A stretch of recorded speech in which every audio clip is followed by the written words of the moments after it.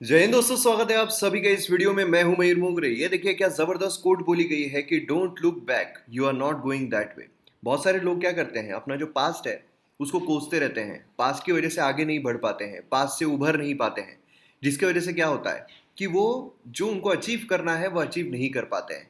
इसीलिए अगर हम हमारे पास्ट को देखते रहेंगे तो फिर हम फ्यूचर में बढ़ेंगे कैसे? अगर आप पीछे ही देखते रहोगे, क्योंकि हम उस तरफ बढ़ते हैं जिस तरफ हम देख रहे हैं, तो अगर हम पास्ट को देखते रहेंगे तो फ्यूचर में हम एंटर कैसे कर पाएंगे अच्छे तरीके से? हमें पास्ट को देखना नहीं है, हमें पास्ट से सीखना है। जो पास्ट से सीखता है वही फ्यूचर में काफ़ी अच्छा कर सकता है।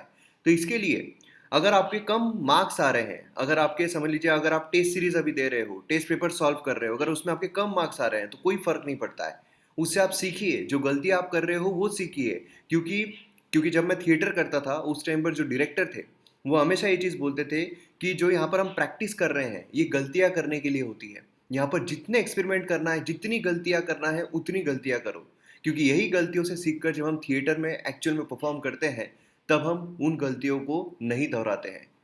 तो इसीलिए जितनी गलतियां करना है आप वो कर सकते हो। उसी से सीखना बहुत जरूरी है, जो सीखता है वो आगे बढ़ता है। तो ये चीज हमेशा ध्यान में रखिए भी, डीमोटिवेट मत होइए अगर आपको कम मार्क्स मिल रहे हैं टेस्ट सीरीज में, लेकिन मोटिवेट हुई है कि हाँ ये गलतियां मैंने यहीं पर कर दी, जिससे कि मेन एग्जाम में जो है ये गलतियां करने से मैं बच जाऊंगा या बच जाऊंगी। ये हमेशा ध्यान में रखिए। तो आइए आज हम यहाँ पर सिक्स्थ में का जो एनालिसिस है वो देखते हैं। और सबसे पहले तो मैप बेस्ड एक्सरसाइज देख लेते हैं। तो यहाँ पर ये जो कंट्री है, कंट्री कौन सी है आपको बताना है। तो आपको करना क्या है, वीडियो को पॉज करना है, इस कंट्री के रिगार्डिंग इन्फॉर्मेशन लिखना है और फिर वीडियो को रिज्यूम करना है। तो आइए यहाँ पर हम न्यूज़पेपर जो है वो हिंदू वाला न्यूज़पेपर वो देखते हैं। और इसमें सबसे पहले एडिटोरियल पेज जब हम देखते हैं तो उसमें हमें देखने को मिलते हैं ये एडिटोरियल्स, जिसमें से ये वाला एडिटोरियल जो है ये मैं कवर करने वाला हूँ सिटी स्कैन के बारे में। क्योंकि क्या हो रहा है आजकल, ये एक समझ लीजिए एक बहुत ही ज़्यादा इनफेमस चीज़ जो है वो चल रही है कि चलो हमें थोड़ा बहुत ये लग रहा है सिटी स्कैन करवा लेते हैं, है ना। कोविड जो है वो छोड़ो यार, आरटीपीसीआर सही आएगी गलत आएगी उसके बारे में छोड़ो, हम जो सिटी स्कैन है वो करवा लेते हैं। तो ये बहुत ज़्यादा चल रहा है। फिर क्या होता है, बहुत सारे लोग ऐसे ही मैंने देखे हैं जो मेरी जान पहचान में है कि उन्होंने सिटी स्कोर कराया एंड देन उनका सिटी स्कोर जो है वो समझ लीजिए कि 5 आया है, 6 आया। देन उसके बाद अगेन उनका जब कोरोना जो आरटीपीसीआर है नेगेटिव आई, उसके बाद फिर से सिटी स्कैन जो है वो करवा रहे हैं कि एक बार और करवा कर देख लेते हैं कि कम हुआ है या नहीं है। तो ये काफ़ी प्रॉब्लमेटिक हो रहा है। मतलब इसका जो आप समझो कि जो इम्पैक्ट पड़ रहा है ना, काफ़ी बुरा पड़ रहा है। मतलब कोरोना तो ठीक है वो तो हो जाएगा, लेकिन ज़िंदगी में आगे जो इसकी वजह से प्रॉब्लम्स आ सकती है वो हम सोच भी नहीं सकते। तो इसको हम यहाँ पर चर्चा करेंगे। देन यहाँ पर ये पूरा पॉलिटिकल है तो इसके बारे में हमें कुछ देखने की ज़रूरत नहीं है। देन नेक्स्ट पेज पर अगर हम आते हैं तो उसमें कंप्लीटली जो इलेक्शन है उसी के बारे में बात की जा रही है, जो एग्जाम पर्सपेक्टिव से बिल्कुल भी इंपॉर्टेंट नहीं है। अब यहाँ पर हम इंडियन एक्सप्रेस की जब बात करते हैं तो उसमें ये वाला जो एडिटोरियल पेज है इसमें ये वाला ग्रेट पावर मास सफरिंग, तो ये बिल्कुल भी इंपॉर्टेंट नहीं है। अगर हम ये वाला देखते हैं from prison of Covid alert, तो ये वाला आर्टिकल जो है ये इंपॉर्टेंट है, इसको हम यहाँ पर जानने की कोशिश करेंगे।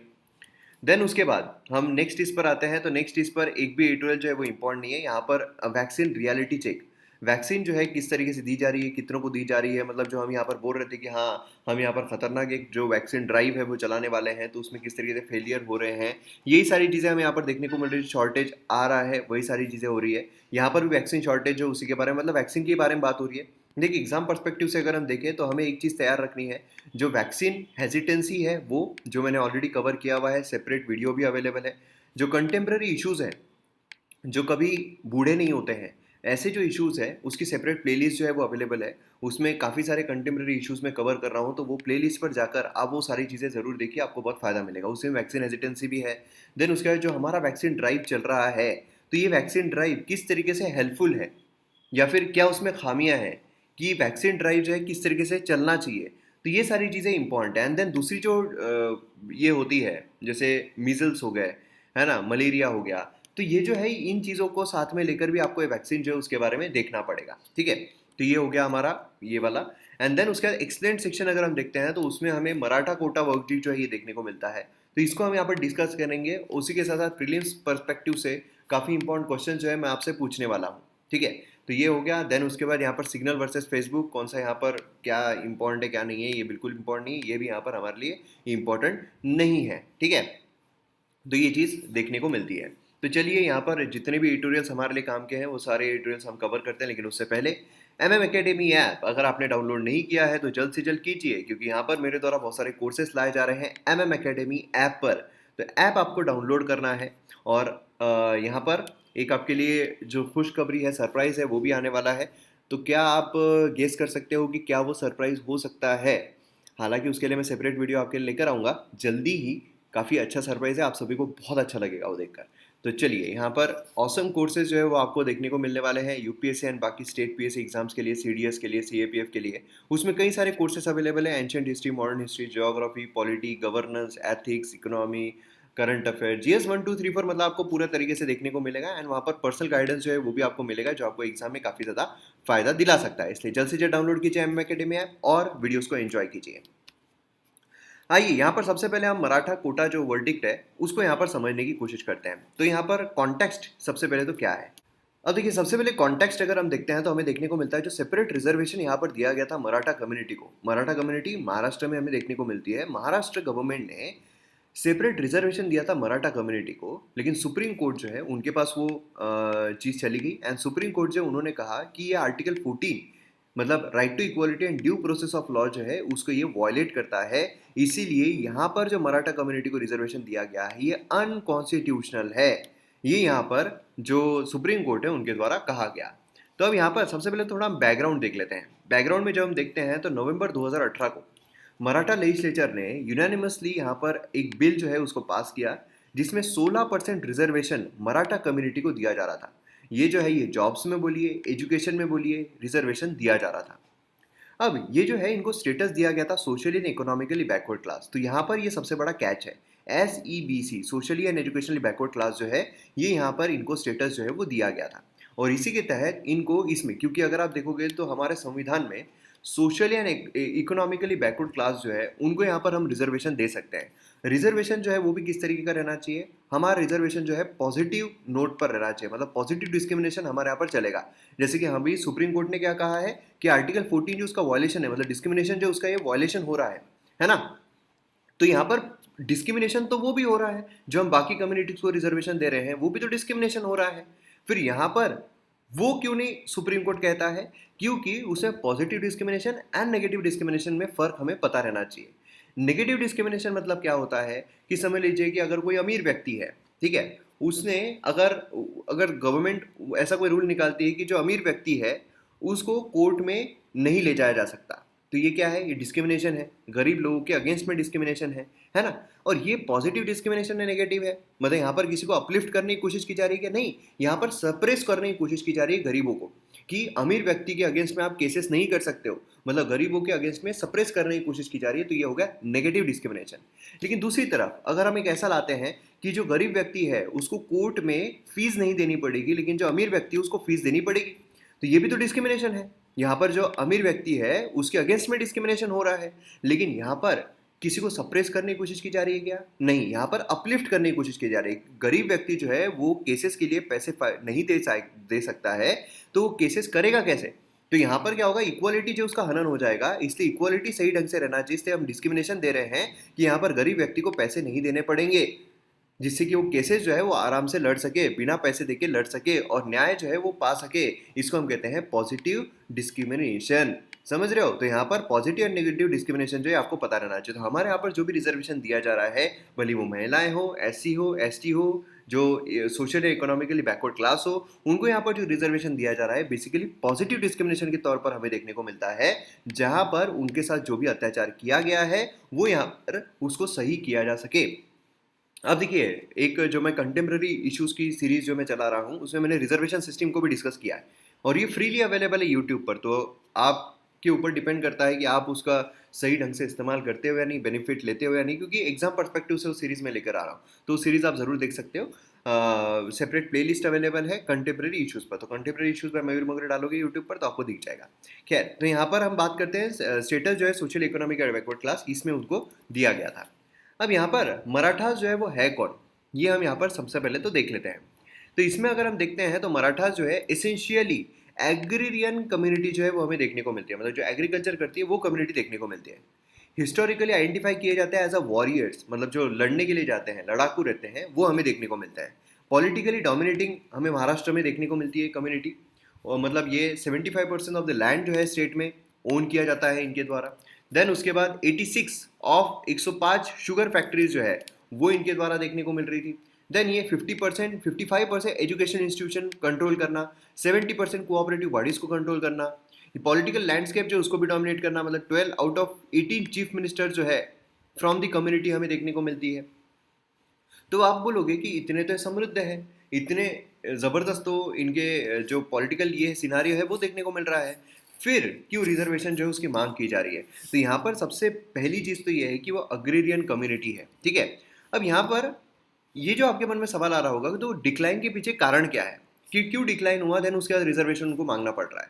तो यहाँ पर देखिए अग्रेरियन क्राइसिस जो है वो हमें देखनी है। जैसे हमने देखा था कम्युनिटी जो है अग्रेरियन कम्युनिटी है ना। तो अब जो अग्रेरियन क्राइसिस है वो हमें देखने को मिले, जिसकी वजह से फाइनेंशियल इंस्टेबिलिटी हमें देखने को मिली। मतलब यहाँ पर जो गैप है middle class and lower middle class यहाँ पर काफ़ी ज़्यादा तेज़ी से बढ़ गया, और इतना बढ़ने की वजह से यहाँ पर जो रिजर्वेशन है जॉब्स में, एजुकेशन में, उसकी डिमांड यहाँ पर हमें देखने को मिली। अब देखिए ये ऐसा नहीं है कि रिसेंट टाइम्स में हुआ है ना, ये इवोल्यूशन वाली प्रोसेस है जो काफ़ी टाइम से हमें देखने को मिल रही है। इसलिए यहाँ पर अगर आप देखोगे तो बिल जो है वो लाने से पहले हमें साइलेंट मार्चेस देखने को मिले थे। ये एक बहुत बड़ा एग्जाम्पल भी सेट किया था मराठा कम्युनिटी ने कि प्रोटेस्ट भी करना है तो हम किस तरीके से कर सकते हैं। साइलेंट प्रोटेस्ट थी, कुछ भी उसमें वायलेंस नहीं, कुछ नहीं, साइलेंट प्रोटेस्ट।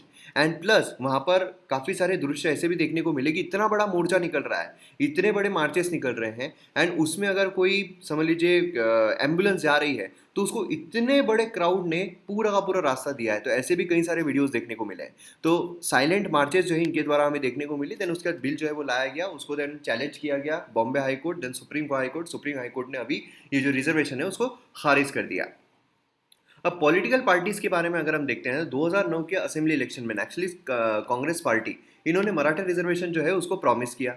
2011 में बिगेस्ट प्रोटेस्ट रैलीज जो है मुंबई के आज़ाद मैदान पर वो हमें देखने को मिली, एड्रेस की गई by senior ministers. And then उसके बाद फडणवीस जो है वो चीफ मिनिस्टर बनते हैं। देन उसके बाद जो बिल है उसको पास कर दिया जाता है एंड रिजर्वेशन जो उसको प्रोवाइड कर दिया जाता है। लेकिन फिर उसको चैलेंज भी किया जाता है क्योंकि जो 50% की लिमिट दी गई थी, 50% है ना, 50% ज़्यादा किसी भी राज्य में रिजर्वेशन जो है वो नहीं जाने चाहिए। तो ये जो 50% की लिमिट है इसको क्रॉस किया जा रहा था। अब यहाँ पर जो कॉन्फ्लिक्ट है वो तो आना ही था। देन ये जो चीज़ है वो सुप्रीम कोर्ट में गई।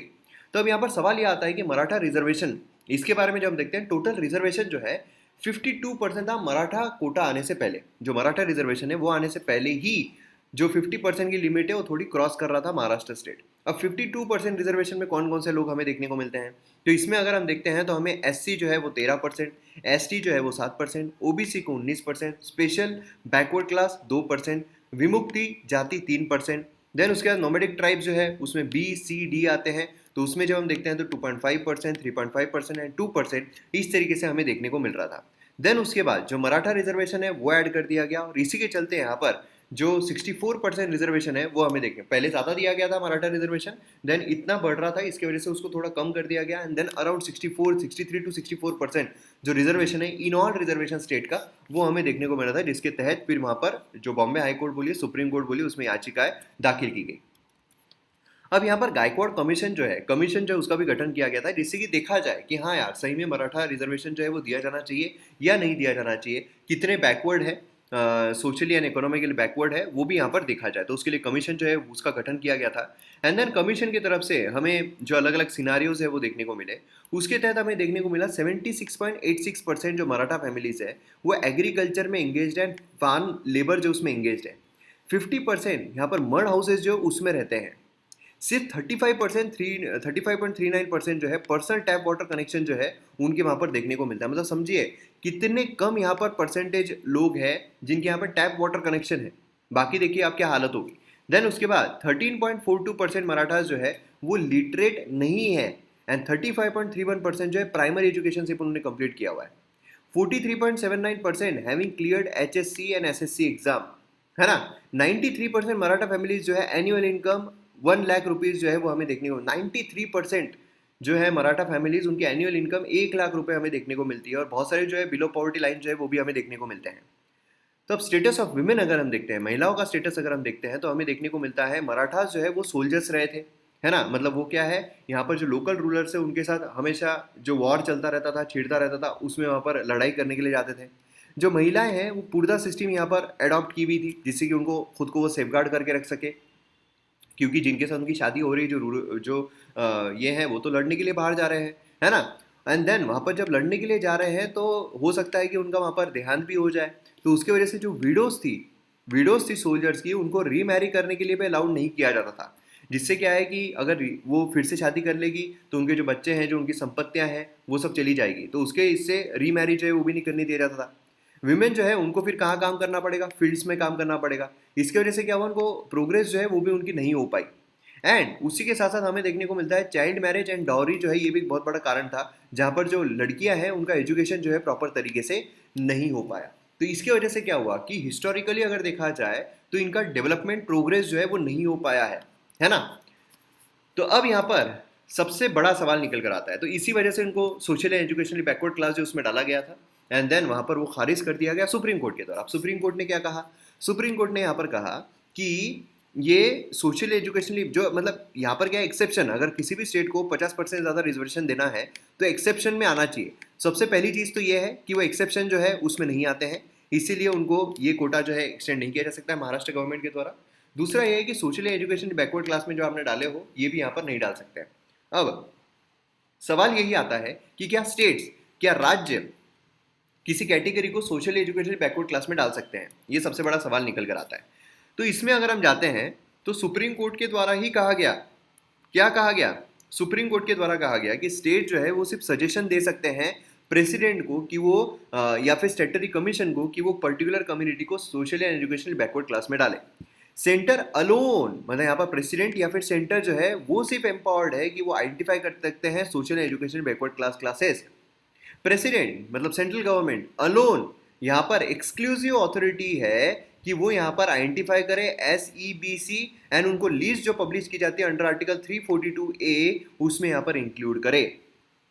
ये अगर आप देखोगे तो कंप्लीटली स्टेट सेंट्रल लिस्ट होती है ना। एंड सेंट्रल लिस्ट है is to be only list for SEBC। एक बार पब्लिश हो जाती है under article 342A sub clause 1, lease जो है वो सिर्फ अमेंड की जा सकती है पार्लियामेंट के द्वारा ही। उसमें स्टेट जो है वो यहाँ पर इंक्लूजन एक्सक्लूजन जो है वो सब कुछ नहीं कर सकता है। तो ये चीज़ काफ़ी इंपॉर्टेंट है, प्रीलिम्स में पूछ जाने की बहुत ज़्यादा संभावना है। उसी के साथ साथ जो प्रीलिम्स में और एक क्वेश्चन आपको आ सकता है वो ये है कि अगर commission prepares a report, commission जो है एक रिपोर्ट पब्लिश प्रिपेयर कर रही है यहाँ पर आइडेंटिफिकेशन के लिए, तो ऐसी जो रिपोर्ट है वो शेयर की जा सकती है with the state government which is bound to deal with it. यहाँ पर क्या है, एक बार उन्होंने डाल दिया कि हाँ भैया ये सारी जो कम्युनिटीज़ है SEBC में आती है, तो फिर ये जो स्टेट रहेगा वो बाउंड रहेगा उसको करने के लिए with the provision in the article 338B। तो ये भी चीज़ काफ़ी, अगर वो मानते हैं कि नहीं नहीं ये कम्युनिटी तो इसमें आती नहीं है, नहीं नहीं ये कम्युनिटी तो इसमें आना चाहिए, नहीं नहीं नहीं नहीं, स्टेट ऐसा नहीं कर सकता है ना। फाइनल डिटर्मिनेशन जो है वो किया जाएगा प्रेसिडेंट के द्वारा, मतलब सेंट्रल गवर्नमेंट के द्वारा under article 342A sub clause 1। तो ये चीज़ काफ़ी इंपॉर्टेंट है एग्जाम पर्सपेक्टिव से अगर देखा जाए, सीधा प्रीलिम्स में वो एक क्वेश्चन आने की बहुत ज़्यादा संभावना है। ठीक है, क्लियर है। चलिए नेक्स्ट इस पर बढ़ते हैं, from prison a Covid alert. तो इसमें बेसिकली कॉन्टेक्स्ट क्या है, ओवर क्राउडेड जेल्स हमें देखने को मिल रहे हैं, जिसकी वजह से यहाँ पर क्या हो रहा है, इन्फेक्शन जो है वहाँ पर भी काफ़ी तेज़ी से बढ़ रहा है, और वहाँ पर लोगों को कुछ खबर ही नहीं है, वहाँ की इन्फॉर्मेशन बाहर आती नहीं है। इसकी वजह से क्या हो रहा है, प्रॉब्लम्स जो है और ज़्यादा बढ़ते हुए हमें देखने को मिल रहे हैं। ठीक है, अब यहाँ पर बैकग्राउंड अगर हम देखते हैं तो हमें क्या देखने को मिलता है कि लास्ट वीक 5 प्रिजन, मतलब बेसिकली दिल्ली की बात कर रहे हैं, लेकिन ये पूरे भारत की ही बात हमें देखने को मिलती है। दिल्ली अगर हम देखते हैं तो वहाँ पर लास्ट वीक 5 प्रिजनर्स जो उनकी डेथ हुई है कोविड की वजह से, 115 पॉजिटिव केसेज जो है रिपोर्ट किए गए हैं जेल स्टाफ में। प्रिजन जो है ये काफ़ी ओवर क्राउडेड हमें देखने को मिलते हैं और अभी बहुत ज़्यादा हो गए हैं। लिटिल या फिर नो डेटा जो है वो अवेलेबल है यहाँ पर टेस्टिंग के मामले में, सब कुछ ये जो होता है उसके मामले में। अब हाई पावर्ड कमेटी जो है, क्योंकि जब लॉकडाउन लगाया गया था उस टाइम पर हाई पावर्ड कमेटी जो उसका गठन यहाँ पर किया गया था, मतलब लास्ट ईयर 23 मार्च जब लॉकडाउन जो उसकी घोषणा की गई थी, सुप्रीम कोर्ट ने स्टेट्स को डायरेक्ट किया था कि वो हाई पावर्ड कमेटी जो उसका गठन करे, जो डिटरमाइन करेंगे यहाँ पर टेम्प्रेरी रिलीज के लिए कि जो प्रिजनर्स हैं उनको यहाँ पर टेम्प्रेरी रिलीज दे दिया जाए। 3499 अंडर ट्रायल प्रिजनर जो है दिल्ली में, उनको इंट्रीम बेल दे दी गई थी। 1184 कन्विक्ट किए गए थे, उनको रिलीज किया गया था इमरजेंसी पेरोल पर। लेकिन अभी भी अगर हम देखते हैं दिल्ली जो है वहाँ पर ओवर क्राउडेड प्रिजन्स हमें देखने को मिलते हैं।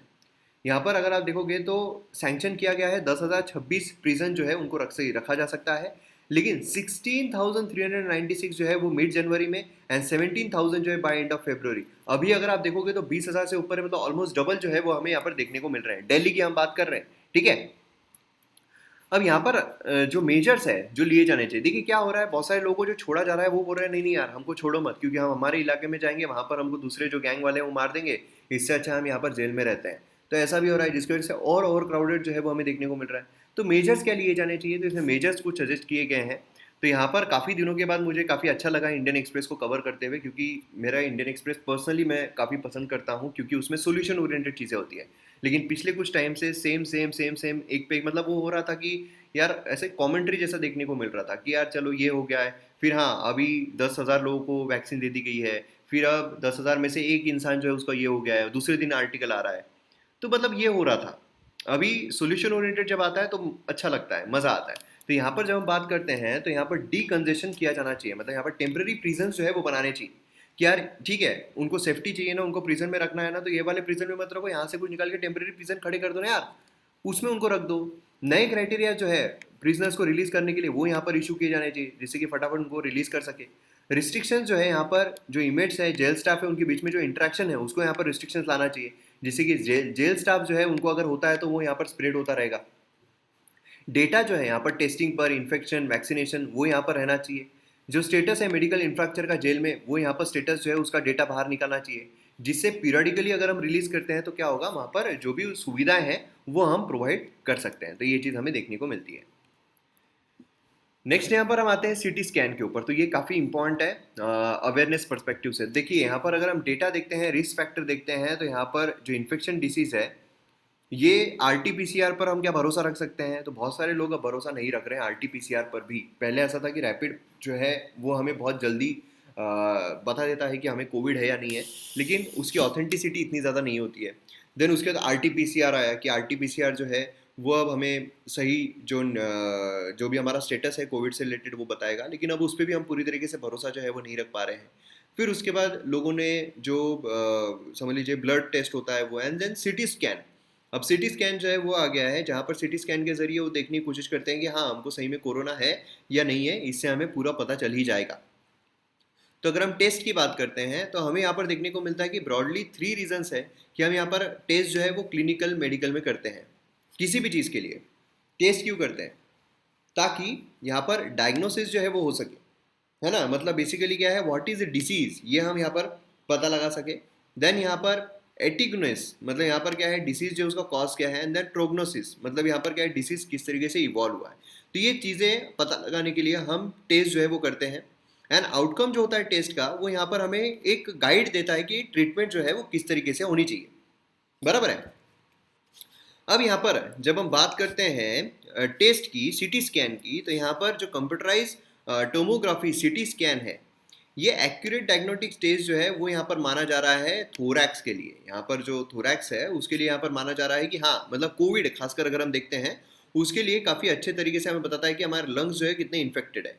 एक्यूरेसी अगर हम देखते हैं सिटी स्कैन की तो वो हमें देखने को मिलता है कि इसमें 41 स्टडीज जो है किए गए हैं टोटल 16133 पार्टिसिपेंट्स के साथ। एक्यूरेटली यहाँ पर डायग्नोस किया गया कोविड-19 88% इंडिविजुअल्स में विद पॉजिटिव RT-PCR, ठीक है। एंड RT-PCR इटसेल्फ 30% मिस कर देता है, मतलब यहाँ पर हमें उसकी ज़्यादा जो ऑथेंटिसिटी है देखने को मिलती है।